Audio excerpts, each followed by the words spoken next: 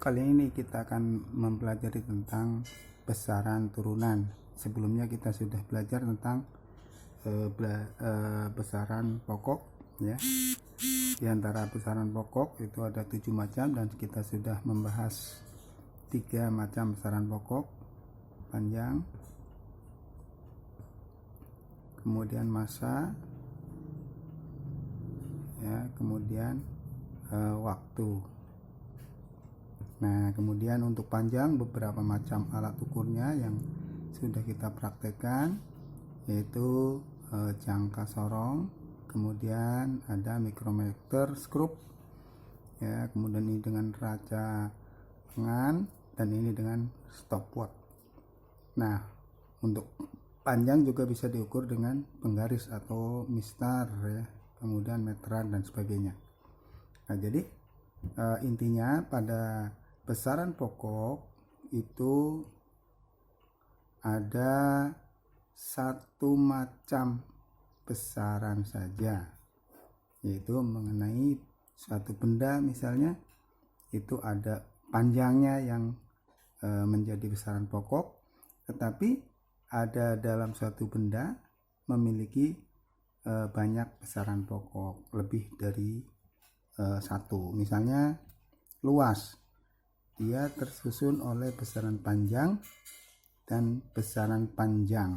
Nah, di sini adalah panjangnya misalnya, dan ini juga panjang, cuman karena lebih pendek disebut dengan lebar. Nah, jadi ini luas ini tersusun oleh besaran panjang dan panjang. Nah, maka kalau kita lihat panjang satuannya misalnya meter, kemudian lebar juga satuannya meter, maka ketika menjadi luas satuannya berarti ada dua, yaitu meter dan meter, karena luas adalah perkalian panjang dengan lebar, sehingga satuannya ada dua, ya, walaupun satu macam tapi ada dua, yaitu meter kali meter, atau sering disebut dengan meter kuadrat. Demikian juga untuk volume. Volume juga ada panjang kali panjang, kemudian kali panjang lagi. Nah, jadi ada 3 kali panjang, 3 kali, ya. Jadi ada panjang yang berupa lebar, panjang yang berupa panjang, dan panjang yang berbentuk atau berupa tinggi. Sehingga hasil perkalian dari lebar dikali panjang dikali tinggi ini ada tiga satuan, yaitu meter, ya, misalnya ini meter, meter dikali meter dikali meter, sehingga ada 3 satuan. Nah, maka seperti hanya luas, ya, disebut sebagai besaran turunan, dan juga untuk volume juga ada tiga satuan, sehingga ini disebut dengan besaran turunan. Jadi volume adalah besaran turunan, luas adalah juga besaran turunan. Bagaimana dengan yang lain? Masih ada, ya, misalnya motor dari rumah menuju sekolah, ya, misalnya ini dibonceng ayahnya mau sekolah. Nah, kemudian motor ini bergerak ke arah sekolah. Lalu dari pergerakan motor ini ada berapa banyaknya besaran yang terjadi dari rumah, ya, menuju ke sekolah. Ini berarti menunjukkan adanya jarak.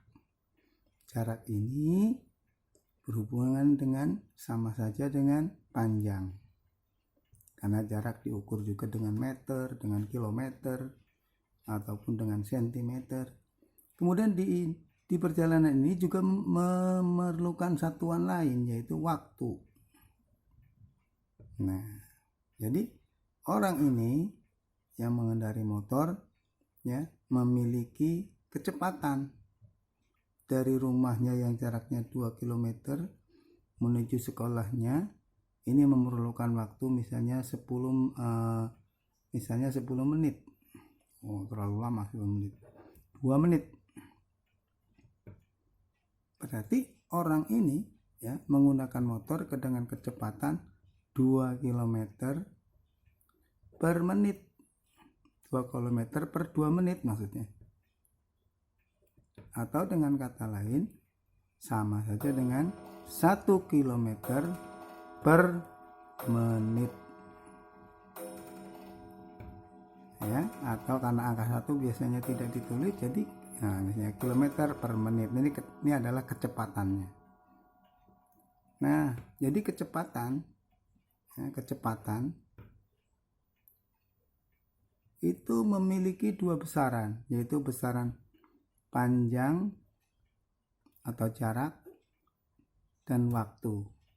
Nah, besarannya jarak ini per waktu. Jadi ada dua ya, jarak dan waktu. Ada dua satuan. Maka jika ada besaran yang mempunyai dua atau lebih besaran, dua atau lebih macam besarannya atau besaran saja ya, maka besaran itu disebut besaran turunan.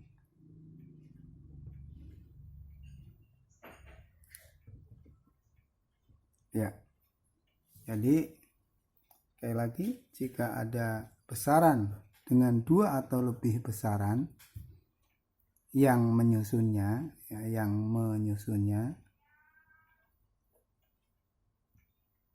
maka besaran itu disebut dengan besaran turunan. Dengan demikian, besaran turunan tadi memiliki dua atau lebih satuan. Oke ya. Nah, jadi sekali lagi, dengan besaran pokok hanya satu macam besarannya, yang menyusunnya berarti satuannya pun hanya satu macam. Sedangkan besaran turunan memiliki lebih dari satu, ya bisa dua atau lebih. Nah, ini ada tiga besaran satuannya. Ini ada dua. Dan di sini juga ada dua. Dan masih banyak lagi contoh-contoh yang lain. Nah, nanti dipelajari dan diisi tabel yang akan disampaikan. Terima kasih.